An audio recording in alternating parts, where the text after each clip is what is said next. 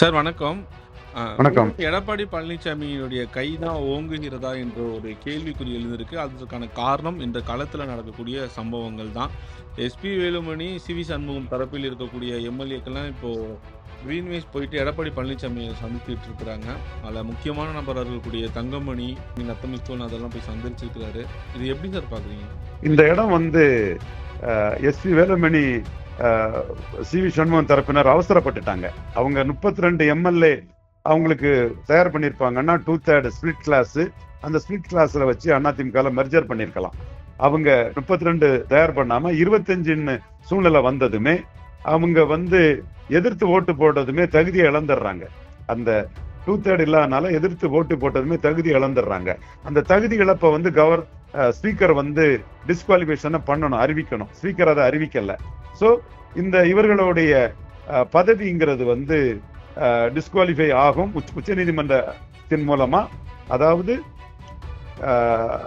எடப்பாடி பழனிசாமியால மன்னிக்கப்படாதவர்கள் தவிர எடப்பாடி பழனிசாமி கட்சிக்கு எதிராக வாக்களித்தவர்களை அவர் டிஸ்குவாலிஃபிகேஷன் வேணும்னு உச்ச நீதிமன்றத்தில் கேட்டா அது கர்நாடகா வழக்குப்படி டிஸ்குவாலிஃபிகேஷன் ஆவதற்கான வாய்ப்புகள் பிரகாசமா இருக்குது. ஆனா கவர்னர் இங்க அதை காலந்தாழ்த்திட்டு இருக்கிறாரு. இந்த சூழ்நிலையில ரிசைன் பண்ண 4 பேருமே கவர்னருக்கு நாலேஜ் படி டிஸ்குவாலிஃபிகேஷனுக்கு ஆட்பட்டவங்கிறத அதிமுக ஒரு கருத்தை முன் வச்சிருக்குது. ரிசைன் பண்ணவங்க வாட் எவர் மேபி, நம்ம இதை பற்றி கவலைப்படாண்டா, எம்எல்ஏ பதவி இருக்கு இல்ல, நாம மதுராந்தகத்திலையும் பருந்துறையிலையும் அம்பாசமுத்திரத்திலையும் தாராபுரத்திலையும் ஆளுங்கட்சி எம்எல்ஏயா சக்தி வாய்ந்தவர்களாக இருப்போம், அந்த மினிமம் கேரண்டி நமக்கு கிடைச்சிட்டுன்னு அவங்க அதிமுக நோக்கி நகர்ந்துட்டாங்க. மற்றவங்க எடப்பாடி கண்டோன் பண்ணாதான் நம்மளோட எம்எல்ஏ பதவி பிழைக்கும் அல்லது உச்ச நீதிமன்றத்துல நாம மாட்டிக்கோங்கிற அடிப்படையில எடப்பாடி பழனிசாமியை நோக்கி நகர்றாங்க. இந்த இடத்துக்குள்ள எடப்பாடி பழனிசாமி அந்த வந்த காம்ப்ரமைஸ முதல்ல பண்ணியிருப்பாருன்னா இந்த 4 பேர் கூட இந்த சைடு தங்களுக்குள்ள வாய்ப்புகள் இருக்குன்னு இப்ப இருக்க மாட்டாங்க. இப்போதும் இந்த சிவி சண்முகம் இவங்க உட்பட நம்ம வேலுமணி உட்பட மற்றவங்களுக்கு உச்ச நீதிமன்றத்துல டிஸ்குவாலிஃபை ஆகக்கூடிய ஒரு வாய்ப்பு பிரகாசமா இருக்கிறதுனால எடப்பாடி கண்டோன் பண்ணாதான் அவங்களுக்கு அதுல இருந்து அரசியல் களத்துக்குள்ள தப்பி நிற்க முடியும்.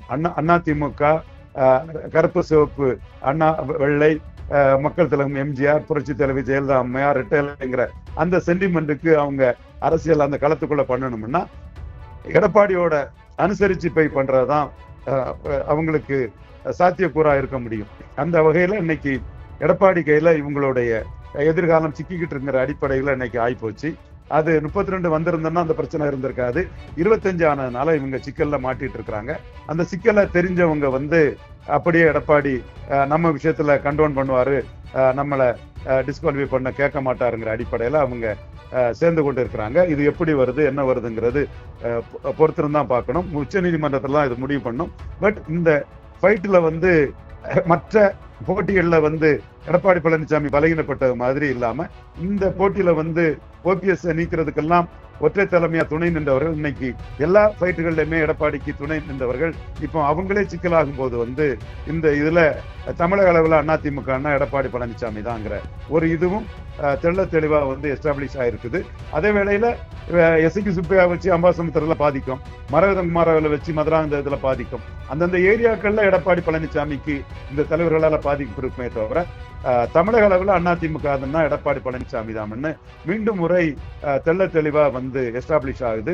அது 21 விழுக்காடு வாக்கு பலம் என்றாலும் கூட அதற்கு ஒற்றை தலைமையா எடப்பாடி பழனிசாமி இதுல உருவாக்கிட்டாருங்கிறத நமக்கு பிடிக்குதோ பிடிக்கலையோ இந்த உண்மை நிலையை நாம் அக்செப்ட் பண்ணி தான் தீரணுங்கிறது என்னுடைய பார்வை. சார், இப்போ எடப்பாடி பழனிசாமியின் கையில் தான் சிவி சண்முகம் வேலுமணியினுடைய எதிர்காலம் இருப்பதாக நீங்க சொல்றீங்க. இப்போ இதையெல்லாம் தாண்டி இவங்க இந்த அணிக்கு ஆதரவு கொடுத்த எம்எல்ஏக்கள் மீண்டும் எடப்பாடி டீமுக்கு போயிருக்கிறாங்களே, என்ன காரணமா இருக்கும் நீங்க நினைக்கிறீங்க? எடப்பாடி கண்டோன் பண்ணி அவர் டிஸ்குவாலிஃபிகேஷன் இதுல இருந்து இவங்களை வெளியெடுக்கலன்னா அவங்க டிஸ்குவாலிஃபை ஆயிடுவாங்க. இந்த 5 ஆண்டுகள்ல அவங்க அமைச்சராக முடியாது, வாரிய தலைவராக முடியாதுங்கிற ஒரு நிலைமை இருக்குது. அந்த சூழ்நிலையில நாம ரெசிக்னேஷன்ங்கிற ஒரு இதை கவர்னர் மூலம் ஸ்பீக்கர் மூலமாக செய்து இந்த இடத்துக்குள்ள தாவேகா மூலமா ஒரு ஆளுங்கட்சி எம்எல்ஏங்கிற அந்தஸ்தோட ஒரு எம்எல்ஏங்கிற அந்தஸ்தோட இருக்கலாங்கிற அடிப்படையில 4 பேரு தாவேகாவில் சேர்ந்து தாவேகா உறுப்பினர் இதை எடுத்துக்கிட்டாங்க. இதுதான் இன்னைக்கு நடந்துட்டு இருக்கு. அவங்களோட அரசியல் எதிர்காலத்துக்கு என்ன வழிங்கிறதுல தான்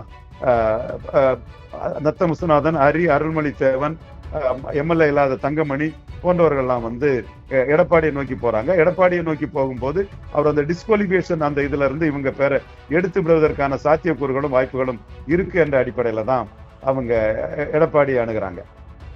ஓகே, ஓகே. ரொம்ப நன்றி சார். Thank you so much.